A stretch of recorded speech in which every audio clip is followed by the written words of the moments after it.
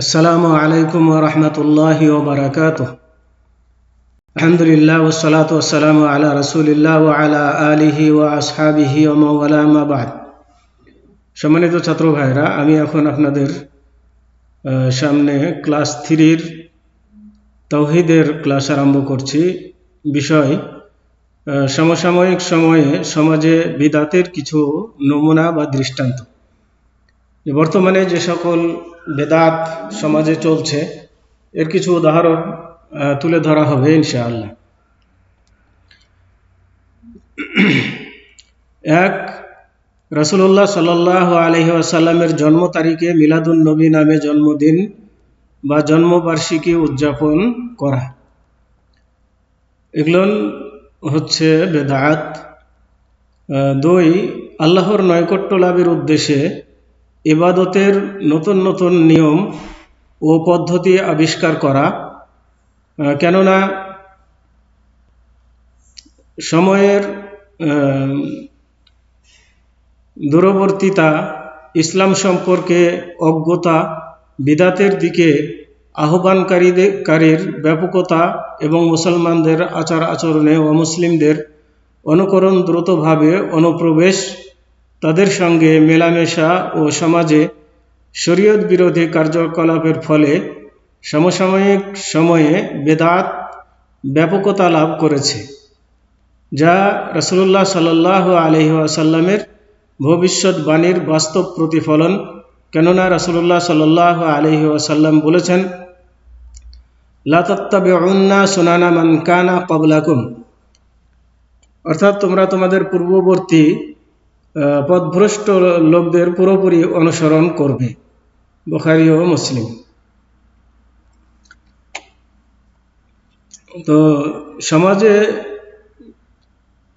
বিভিন্নভাবে, সমাজে ব্যাপকভাবে বেদাতের ছড়াছড়ি চলছে।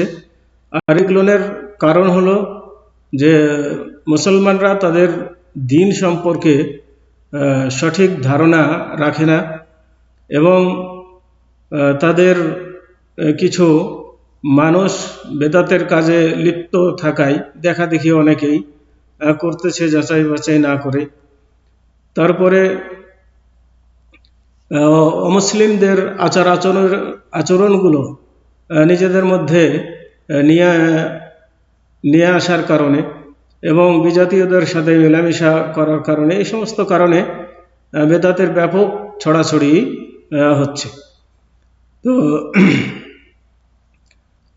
এগুলো হচ্ছে, আর এর থেকে আল্লাহ রাসূল সাল্লাল্লাহু আলাইহি ওয়াসাল্লাম সতর্কবাণী দিয়েছেন যে তোমরা তোমাদের পূর্ববর্তী পথভ্রষ্ট লোকদের পুরোপুরি অনুসরণ করবে, মানে তারা যা করবে তোমরাও তাই করবে। তো বর্তমান সমাজে তাই চলছে, দেখা দেখি চলছে। ওরা কি করছে আমাদেরকেও সেটা করতে হবে, ওরা যা করছে আমাদেরকেও তা না করলে সমাজের সাথে মিল রেখে চলা যায় না। এইভাবে সমাজের মধ্যে বেদাতের প্রচলন হচ্ছে।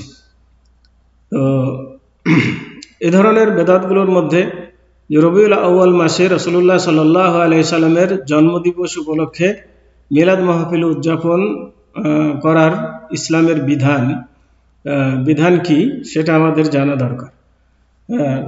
আল্লাহ রাসূল সাল্লাল্লাহু আলাইহি সাল্লামের রবিউল আউয়াল মাসে প্রতি বছর জন্মদিন পালন করা হচ্ছে, কিন্তু এই জন্মদিন পালনের প্রথা কি আল্লাহ রাসূল সাল্লাল্লাহু আলাইহি সাল্লাম করেছেন, তার সাহাবায়ে কেরাম করেছেন, বা তার পরবর্তী তাবেঈগণ কি করেছেন কিনা, এই সকল জিনিস আমাদের জেনে এ পথে অগ্রসর হব কি হব না সেটা সিদ্ধান্ত নিতে হবে।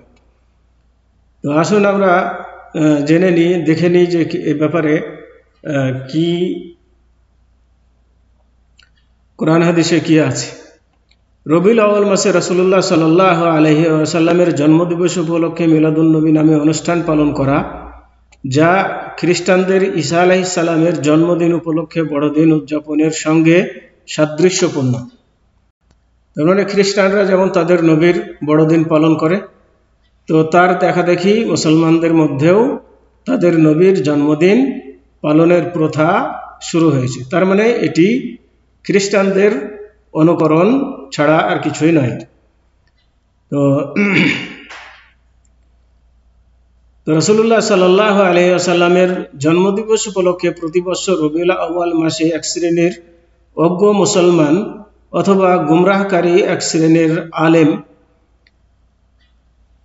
এই দিনে উৎসব পালন করেন। তারা কেউ কেউ অনুষ্ঠানগুলি মসজিদে, বাড়িঘরে অথবা অন্য কোনো নির্ধারিত স্থানে আয়োজন করেন। আর এ সমস্ত উৎসবে অশিক্ষিত সাধারণ লোকদের সমাগম ঘটে থাকে অধিক।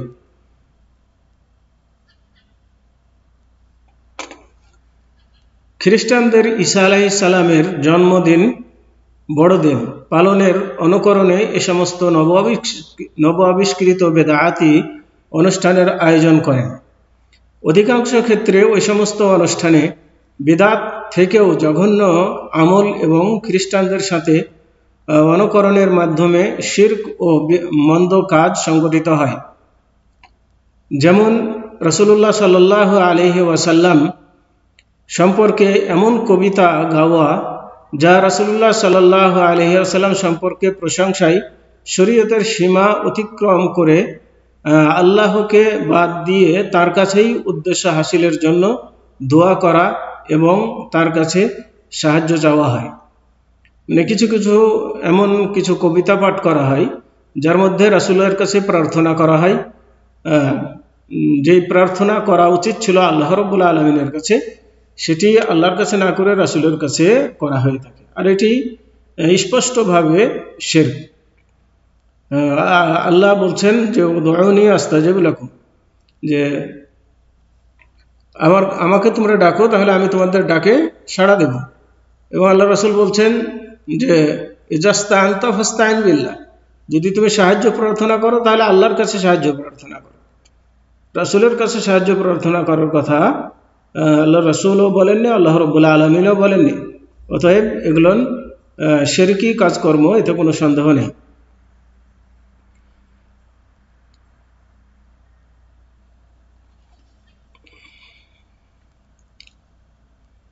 অথচ নবী করিম সাল্লাল্লাহু আলাইহি ওয়াসাল্লাম তার প্রশংসায় বাড়াবাড়ি করে শরীয়তের সীমা লঙ্ঘন করতে কঠোরভাবে নিষেধ করেছেন।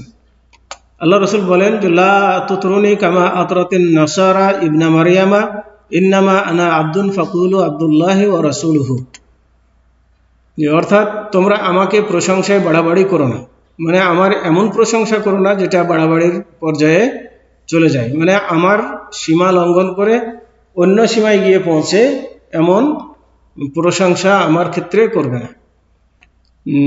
তিনি আরো বলেন যে খ্রিস্টানরা যেভাবে মারিয়ামের পুত্র ঈসা আলাইহিস সালামকে প্রশংসার ব্যাপারে বাড়াবাড়ি করেছিল,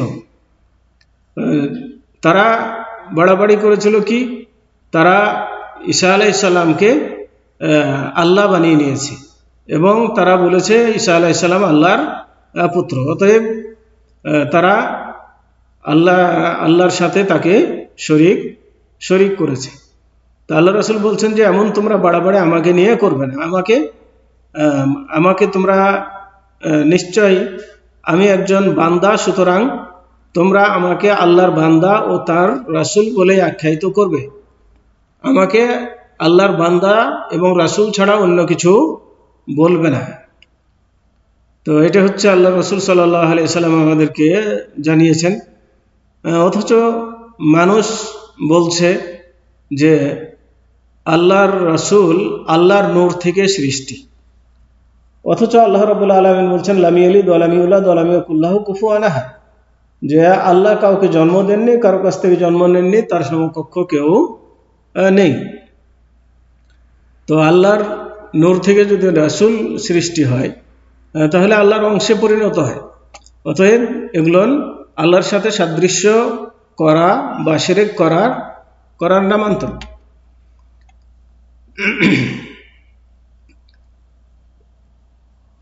ইতরা বলা হয়, ইতরা শব্দের অর্থ হলো প্রশংসায় বাড়াবাড়ি করা।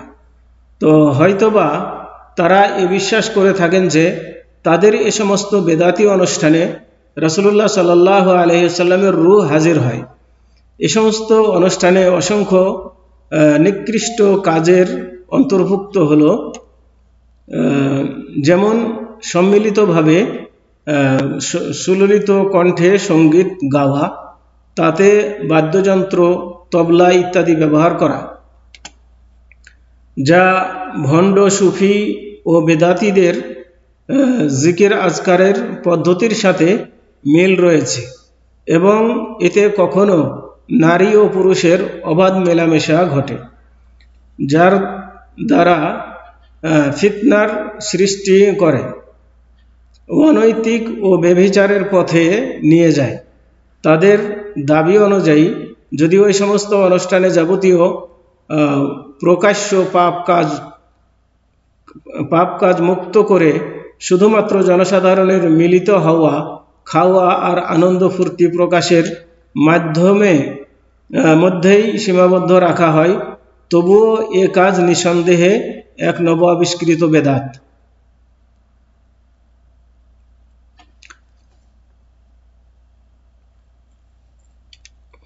আর প্রতিটি বেদাতের পরিণতি হলো পথভ্রষ্টতা। এ কারণ ছাড়াও তা পর্যায়ক্রমে ও ধাপে ধাপে অগ্রসর হয়ে অন্যান্য অনুষ্ঠানে যেভাবে মুনকার বা নিকৃষ্ট কাজকর্ম সংগঠিত হয়ে থাকে, সেভাবে এ সমস্ত অনুষ্ঠানেও সংগঠিত হবে। এ কারণে এগুলো ছেড়ে দিতে হবে, যেগুলো মানুষকে খারাপ কাজের দিকে নিয়ে যায়। তা আমরা এ কাজকে এজন্য বেদাত বলছি যে এ কাজটি বেদাত হওয়ার ব্যাপারে কোনো প্রকার সন্দেহ নেই, কেননা পবিত্র কোরআন ও হাদিসে আল্লাহর রাসূলের মৃত্যুর পর 3 উত্তম জামানায় এ অনুষ্ঠান পালনের কোনো প্রমাণ নেই। 3 উত্তম জামানা বলতে রাসূলুল্লাহ সাল্লাল্লাহু আলাইহি সাল্লামের যুগ, এবং সাহাবাদের যুগ, এবং তাবেঈদের যুগকে মানে উত্তম জামানা, 3 উত্তম জামানা বলা হয়, উত্তম কাল বলা হয় বা উত্তম যুগ বলা হয়, স্বর্ণযুগ এগুলোকে বলা হয়। তো এই যুগের মধ্যে এই রাসূলের জন্মদিন পালনের কোনো প্রথা চালু ছিল না। এটি 4th শতাব্দী হিজরির শেষের দিকে মিশরে ফাতেমি শিয়াগণ এর নতুন আবিষ্কার করে। মানে এটা চালু হয়েছে 4th হিজরির দিকে মিশরে, এবং ফাতেমিদের দ্বারাতে চালু হয়। তখন থেকে এই অনুষ্ঠান আস্তে আস্তে ব্যাপকতা লাভ করেছে। যে ইমাম আবু হাফস তাজউদ্দিন আল ফাকেহানি রাহিমাহুল্লাহ বলেন, একদল স্বনামধন্য ব্যক্তিবর্গের বারবার আমার কাছে প্রশ্ন করেন যে কিছু মানুষ রবিউল আউয়াল মাসে বরকতের উদ্দেশ্যে যে অনুষ্ঠান উদযাপিত করে থাকে, যা মিলাদ নামে পরিচিত, দিন ইসলামে এর কোনো ভিত্তি বা প্রমাণ আছে কিনা। তারা এর সঠিক, সুস্পষ্ট এবং ব্যাখ্যা বিশ্লেষণ সহ লিখিত উত্তর চেয়েছিলেন।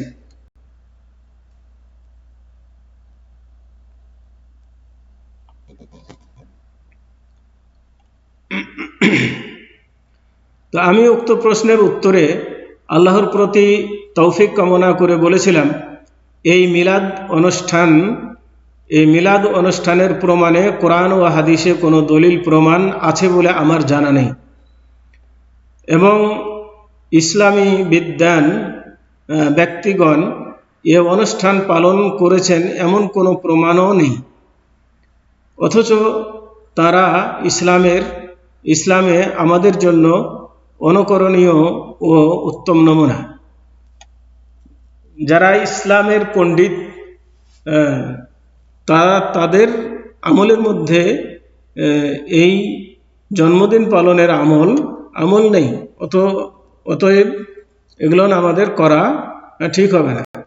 যাদেরকে আমরা অনুসরণীয় ব্যক্তি মনে করি তাদের মধ্যে এগুলো ছিল না, এবং তারা পূর্ববর্তী সালাফে সালেহিনের আমলকে শক্ত করে আঁকড়ে ধরে থাকতেন। সালাফ সালেহিনদের আমলকে তারা প্রাধান্য দিয়ে আঁকড়ে ধরে থাকতেন, নতুন কিছু আবিষ্কার করতেন না, বরং এটি অতি সম্প্রতি বেকার ও কর্মহীন লোকদের নব আবিষ্কৃত বেদাত, যা নফসের প্রবৃত্তির লিপ্ত নিজেদের স্বার্থে ও অর্থ সংগ্রহের উদ্দেশ্যে পেটুক লোকদের আবিষ্কার।